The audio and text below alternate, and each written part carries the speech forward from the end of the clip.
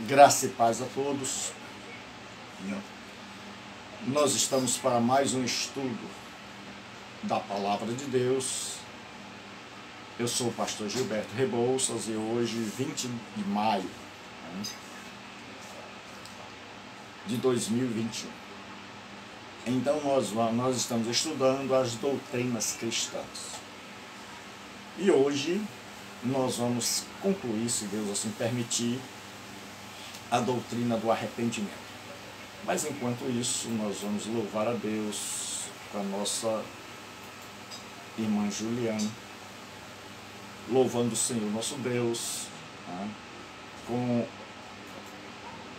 um hino que eu pedi a ela para gravar, e que ela gentilmente, bondosamente atendeu meu pedido. A minha parceira é como uma filha. Juliane, nós vamos louvar a Deus com ela.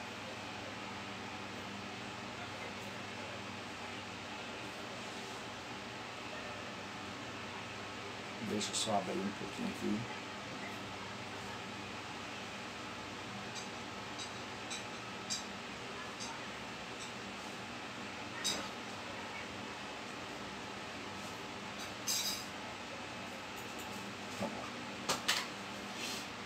Então, Deus abençoe, Fabiano, saudade de você.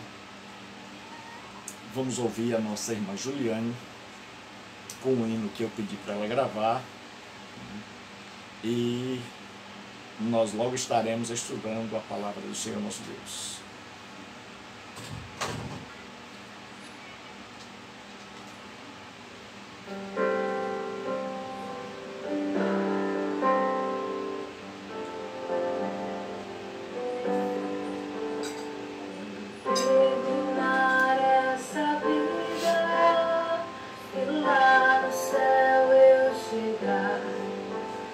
Haverá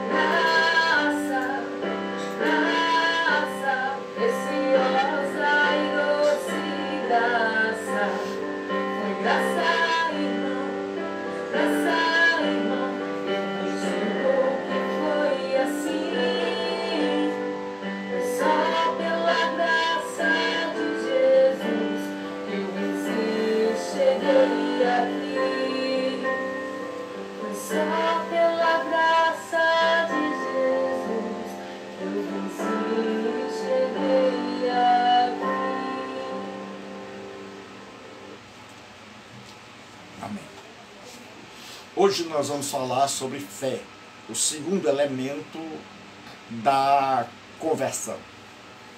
Nós estamos numa série de estudos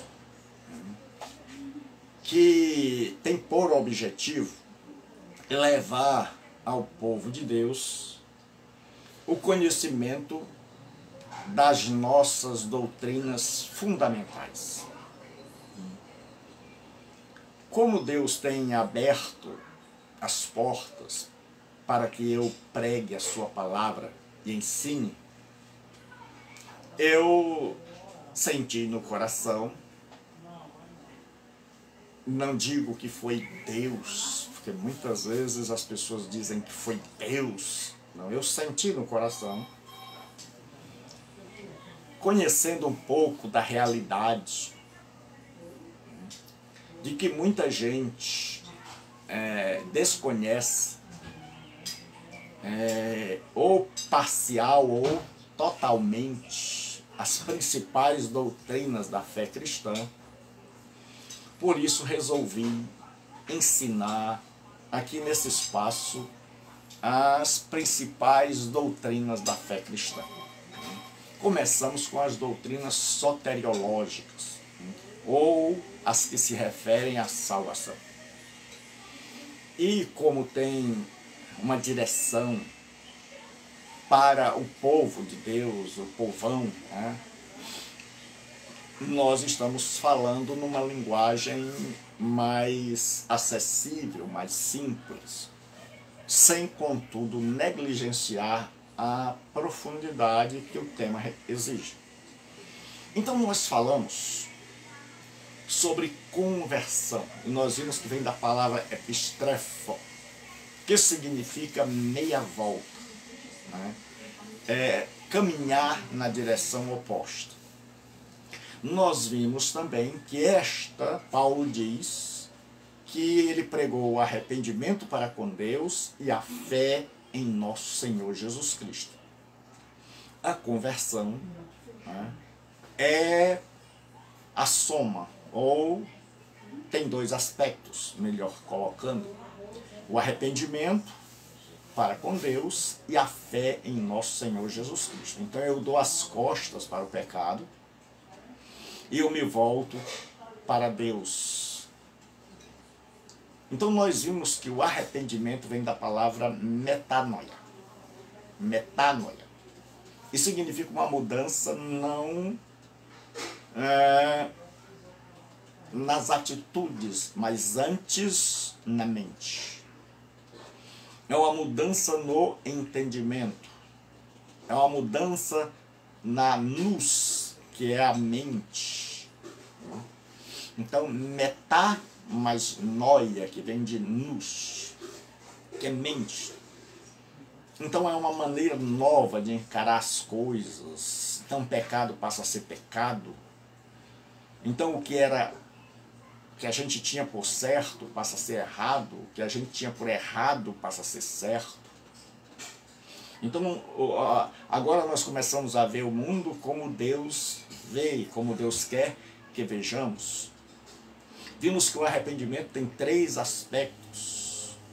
O intelectual é o conhecimento do pecado, eu reconheço o pecado. O emocional, eu sinto tristeza pelo pecado. E o volitivo, ou a vontade, eu me volto contra o pecado. Eu tomo uma decisão e eu abandono o pecado. Então esta é a parte negativa. Hoje nós vamos estudar sobre a fé, que é a parte positiva. Então, pelo arrependimento eu me volto contra o pecado. Mas se eu não tivesse o outro lado, a fé, seria como alguém que está tentando se salvar, mas não tem onde se segurar. Seria como alguém que vem num rio, está se afogando, e aí a pessoa deseja se salvar, mas não tem onde se segurar. E aí alguém joga a boia, alguém joga aquela tábua de salvar-vidas, e aí a pessoa se agarra. Então a fé é esta boia. Então, a pessoa está se afogando, ela descobre que está se afogando e entra em desespero. Vai morrer. Isso é o que o arrependimento faz. Ele me leva a me desesperar e a buscar de qualquer jeito, procurar uma salvação. E aí Deus, através do Evangelho, lança a boia, a tábua de salvação. E nós nos agarramos pela fé. E Jesus Cristo é a única boia capaz de segurar a minha vida e a sua. Capaz de nos salvar e nos conduzir em segurança. Então hoje nós vamos falar da fé, certo? A palavra fé no hebraico é emuná, que significa fé, confiança, firmeza, constância, lealdade, fidelidade. Quando traduziram para o grego, a palavra fé passou a ser traduzida por pistes. Ao Evaldo, Deus abençoe Norma, Evaldo, Deus abençoe a todos. Pistes, que significa a mesma coisa. Na Bíblia, nós temos um pequeno vislumbre de definição de fé. Ora, a fé é o firme fundamento das coisas que se esperam e a prova das coisas que se não veem. Então, esta é uma visão da etimologia da palavra. Então, lembre-se, conversão é isso. Pelo arrependimento, a pessoa está se afogando. E aí ela descobre que tem que se agarrar em alguma coisa. Qualquer pessoa que está se afogando se agarra, busca, ela procura alguma coisa, porque ela descobre que ela vai morrer. E a boia da salvação é Jesus Cristo. E a pessoa se agarra em Cristo com a emuná, com a fé, com confiança. Porque se a pessoa jogar para você uma boia pequena, vai se afogar, vai afundar os dois. Então tem que ser alguém que possa sustentar o nosso peso e nos levar para a margem em segurança. Então nós vamos ver uma definição teológica de fé. O Strong, ele diz assim: é a mudança voluntária na mente do pecador pelo qual ele se volta para Cristo. Você já imaginou a pessoa está se afogando, desesperada, e de repente, Ronise, Deus abençoe, ela vê uma boia. Assim é o pecador. Ele está desesperado, caminhando para o inferno, e aí ele vê uma tábua de salvação. Ele vê que lá na cruz do Calvário, Jesus é a sua tábua de salvação. Então ele se volta para Jesus e confia nele. Eu sempre tenho dito e sempre vou dizer que fé, a verdadeira fé, ela deixa de crer em nós para crer em Cristo. Então agora não é mais o que eu faço, mas o que Ele fez. Então um abraço aí para o Evaldo, para todos os irmãos. Então a fé é confiar em Jesus, diz o Grunden, como uma pessoa que vive para o perdão dos pecados e a vida eterna com Deus. Então a fé é esse lado de eu me voltar para Deus. A palavra fé, como todas as palavras, ela tem que ser lida dentro do seu contexto. Porque se ela não for lida dentro do seu contexto, nós não podemos entendê-la corretamente.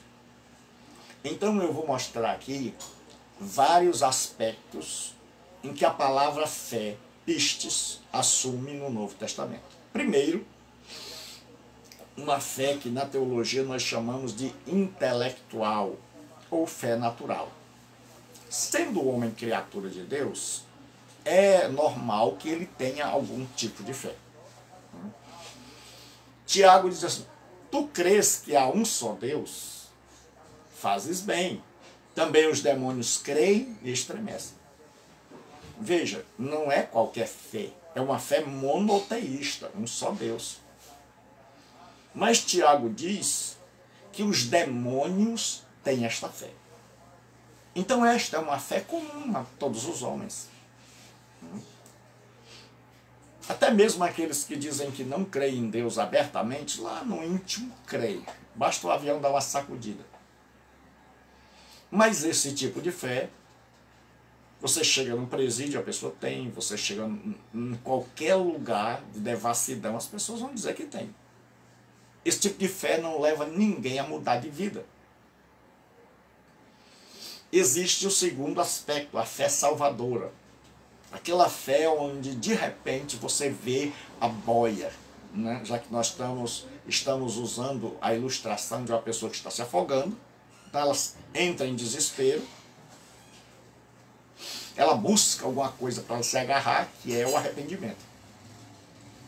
E aí alguém joga a boia, que é Jesus Cristo, e a pessoa se abraça com essa boia, se segura nessa boia, se agarra com todas as forças do seu ser, sabendo que a única coisa onde ela pode se agarrar é Jesus Cristo. E eu espero que cada pessoa que me ouve, agora por qualquer plataforma social, rede social, que você possa se agarrar em Jesus Cristo.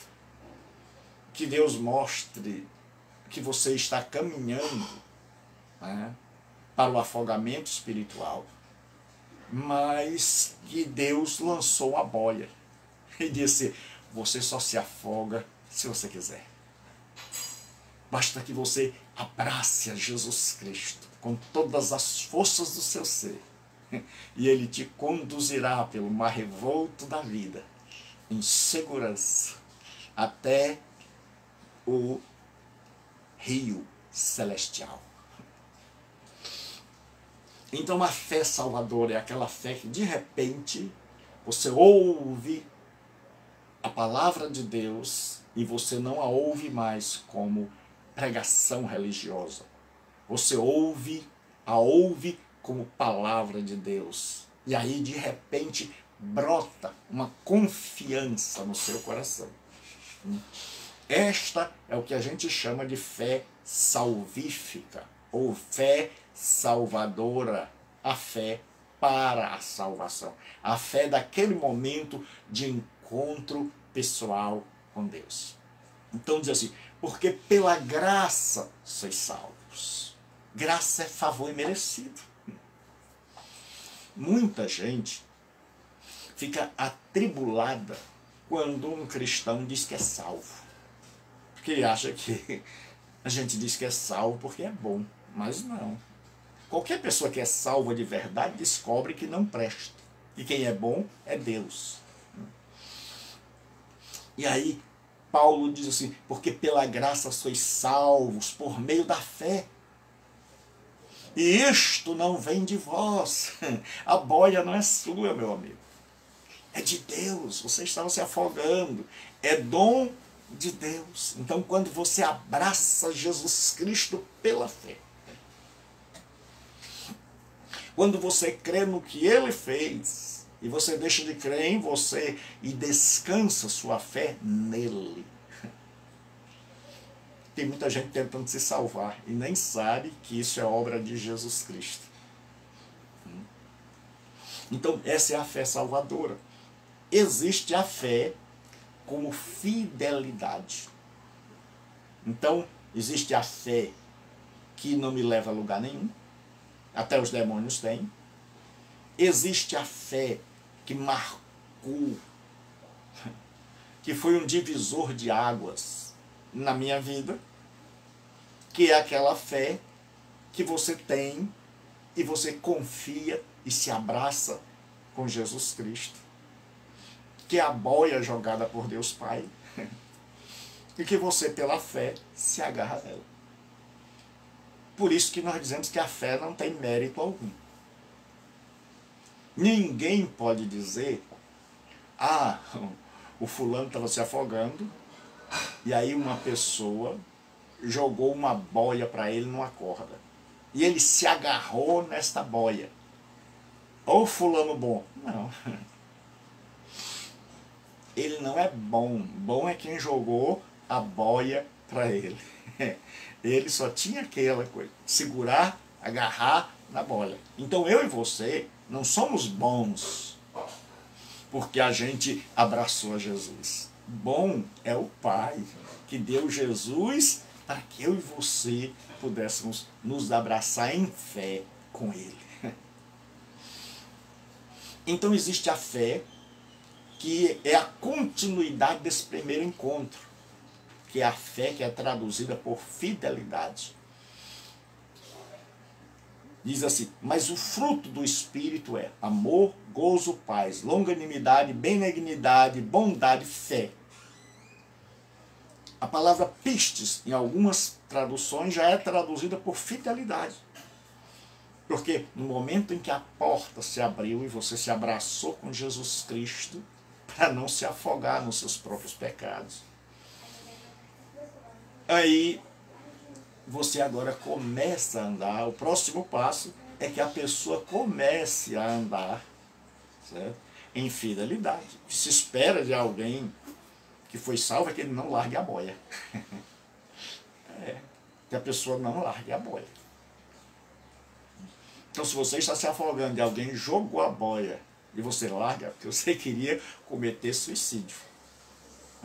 Então, quem é fiel realmente abraça Jesus Cristo e fica com Ele. Marcos, Deus abençoe.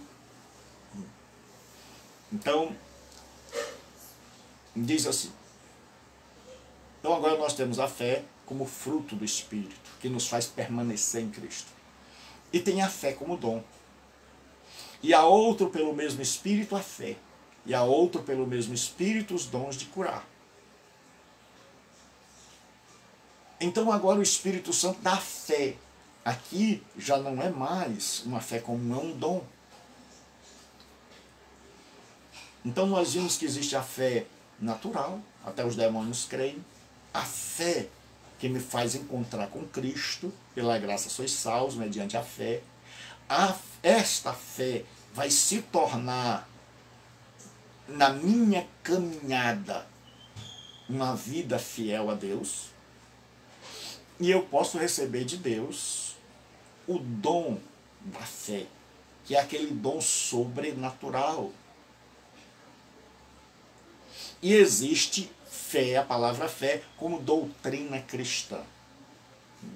E assim, amados, Judas 1,3, assim, procurando escrever-vos com toda a diligência acerca da salvação comum, tive por necessidade escrever-vos e exortar-vos a batalhar pela fé que uma vez foi dada aos santos.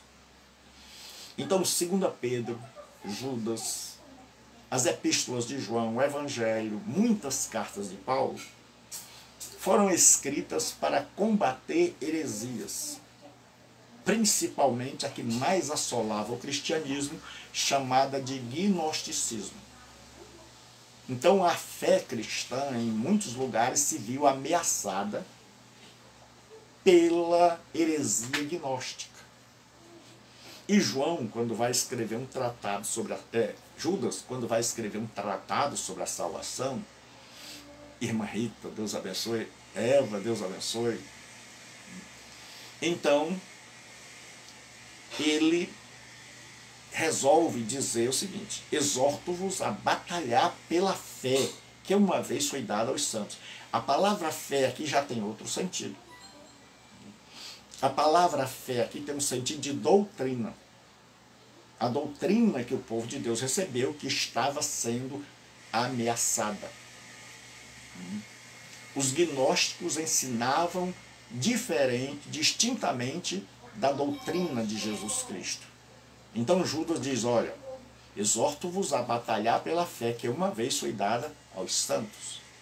Em Atos 6 e 7 diz assim: e crescia a palavra de Deus, e em Jerusalém se multiplicava muito o número dos discípulos, e grande parte dos sacerdotes obedecia à fé. Obedecia à fé. O sacerdote não tinha fé? Tinha. Então que fé é essa aqui que ele passou a obedecer? A fé apostólica, a doutrina dos apóstolos, a fé cristã. Irmã Rita, Deus abençoe. Então, nós vimos que a palavra fé, dependendo do contexto, ela pode ser uma fé meramente intelectual, que não leva ninguém à mudança. Ela pode ser a fé do início da nossa caminhada cristã, a fé salvífica. Ela pode ser a fé de quem já está no caminho, a fé como fidelidade a Deus, como se manter fiel a Deus. Existe a palavra fé também como um dom espiritual, sobrenatural. E existe a palavra fé com o sentido de o conjunto de crenças do cristianismo, ensinada por Jesus e pelos seus apóstolos. Então nós temos que saber, quando a gente for ler a Bíblia, que tipo de fé a Bíblia está se referindo. Então a fé como arrependimento, ela tem 3 aspectos. O aspecto intelectual, o aspecto emocional e o aspecto da vontade, o volitivo. Então, o aspecto intelectual diz assim: de sorte que a fé vem pelo ouvir, e o ouvir a palavra de Deus. Romanos 10, 17. A fé não vem pela oração. A fé não vem pelo jejum. A Bíblia diz que a fé vem pelo ouvir, e o ouvir a palavra de Deus. Então, uma vez que eu ouço a palavra de Deus e eu a compreendo, isso gera em mim fé. Isto gera em mim fé. Então, um dos motivos de nós termos tanta falta de fé no meio dos cristãos hoje é a falta de conhecermos as Escrituras. É a falta de termos intimidade com as Escrituras. De lermos as Escrituras com responsabilidade. Então, a fé tem o seu lado intelectual. Ou seja, a fé vem pelo ouvir. E o ouvir a palavra de Deus. Não é a palavra, a minha palavra, não é a tua palavra. O que eu tenho visto, eu caminho pelas redes sociais, eu copio essas mensagens aqui, as mensagens de domingo, que são mensagens evangelísticas. Domingo às 20h45 eu prego. Então eu coloco nas redes sociais das pessoas para evangelizá-las. E muitas vezes hoje o mundo está cheio de crente. Você chega numa determinada pessoa, ela tem lá um monte de pregação, você clica. E você vê pessoas gastando quase hora sem citar um texto. Só dando conselho da cabeça dele.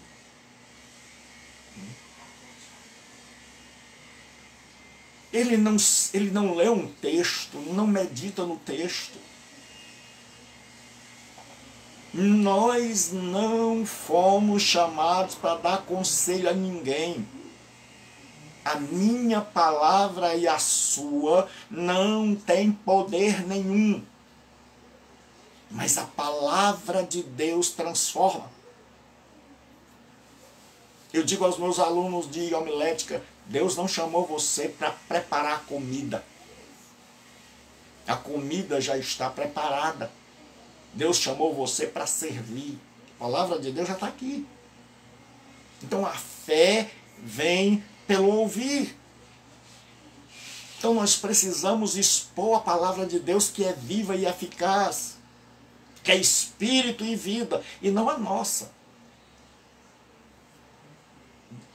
A fé vem pelo ouvir, e o ouvir a palavra de Deus. Então eu e você precisamos alimentar-nos da palavra de Deus. O Ministério da Saúde Espiritual adverte: leia a Bíblia com responsabilidade, não saltando daqui para ali, picotando a Bíblia, mas lendo com responsabilidade, faz bem à alma. O aspecto emocional da fé, a saber, se com a tua boca confessares ao Senhor Jesus e em teu coração creres. E em teu coração creres. A fé não pode ser só um assentimento intelectual. Ela tem que ser uma compreensão espiritual abraçada com o coração.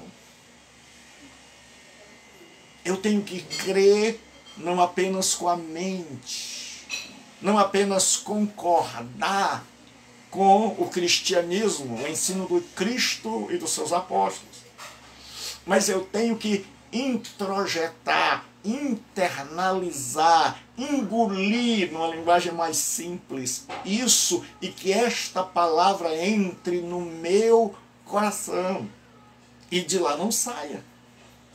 Isso é o aspecto emocional da fé.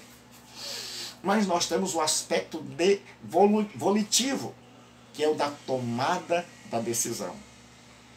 Pois é com o coração que se crê para a justiça. E, aí depois do i vem, com a boca se faz confissão para a salvação. Então a verdadeira fé, eu ouvi, compreendi e abracei com o coração. E agora que está no meu coração, eu tomo a decisão de confessar com a boca que Jesus Cristo é o meu Senhor. Que Jesus Cristo, a gente faz a nossa profissão de fé. A gente reconhece publicamente que Ele é o nosso Salvador. Então amanhã nós vamos continuar. Mas hoje eu gostaria de voltar ao exemplo da pessoa que está se afogando. Digamos que uma pessoa está numa corredeira, naqueles rios que descem violentamente. E de repente, aquela pessoa escorregou da pedra e ela cai. Ela descobre que ela vai morrer. Ela descobre que ela não sabe nadar e que mesmo com todo o esforço, mesmo que ela sabendo nadar, mesmo ela sabendo nadar, todo o esforço dela é vão contra a força da correnteza da água. E aí ela se dá por perdida, ela fica se batendo, procurando alguma coisa em que se agarrar. Mas ela percebe que já não há mais forças. E aí, de repente, alguém joga uma boia com uma corda. Quando aquela pessoa já tinha dado como afogada, se dado como afogada, quando aquela pessoa já tinha acreditado que não haveria mais salvação, porque suas forças tinham se ido, os braços já estavam doendo e ela já estava afundando, alguém joga uma boia. E aí, psicologicamente, ela renova as forças. E ela agarra aquela boia. Ela vê ali a sua única maneira de salvar-se. E ela não vai largar aquela boia. Não importa se os braços estão doendo. Não importa se ela está cansada, ela não vai largar aquela boia. E aí ela vai rio abaixo, agarrada com aquela boia.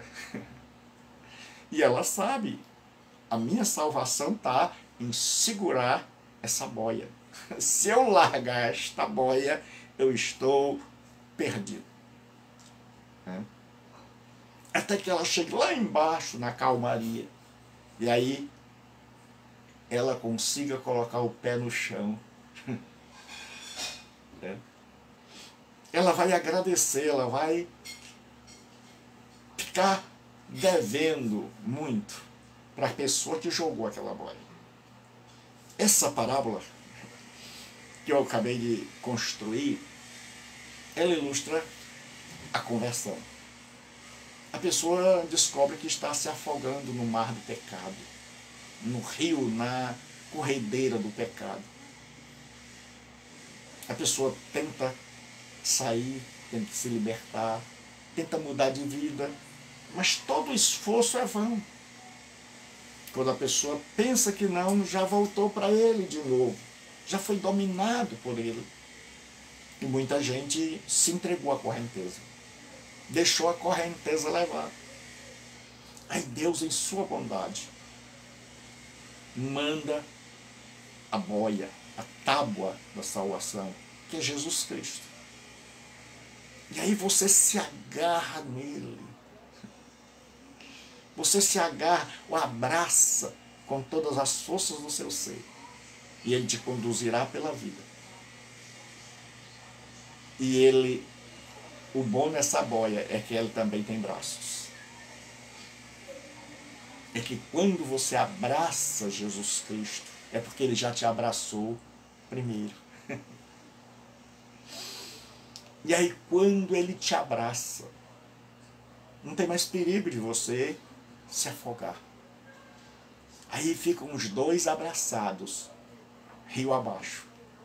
E aí vem as ondas, vem a força da água. Mas como disse Paulo, nem a morte, nem a vida, nem a altura, nem a profundidade, nem o presente, nem o porvir, nem anjos, nem principados, nem qualquer outra criatura poderá nos separar do amor de Deus. Então agora juntou o arrependimento. Você descobriu que estava se afogando. Com a fé, você viu a boia e se agarrou.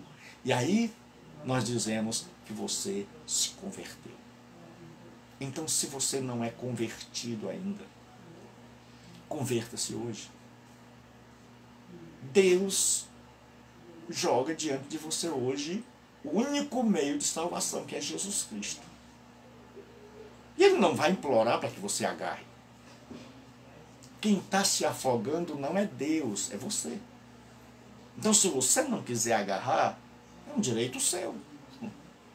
Mas se você está realmente arrependido, se você descobriu que está na corredeira do pecado e que não há força em você, então você vai se agarrar em Jesus Cristo. Então essa boia é para você. Então Deus lançou uma boia. Cabe a você agarrar ou não. Aí já não é mais comigo. Aí é com você. Então você toma a sua decisão hoje. A decisão agora está com você. Deus abençoe. Até amanhã. Eu quero, com a graça de Deus, se Deus me der forças, para que a gente explique todo meio-dia uma doutrina fundamental da fé cristã.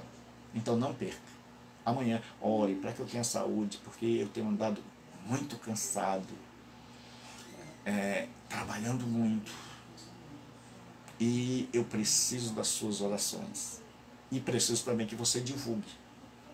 Que você diga, olha pessoal, nós temos aí as doutrinas fundamentais da fé cristã, comentadas de uma maneira que qualquer pessoa pode assimilar, que você divulgue em sua igreja, entre seus amigos, nas suas redes sociais, para que a gente tenha muita gente abençoada e salva. Chega da igreja com menos crente, com a mesma cara, as mesmas caras, né? Nós queremos ganhar almas para Jesus. Deus abençoe. Fique com Deus.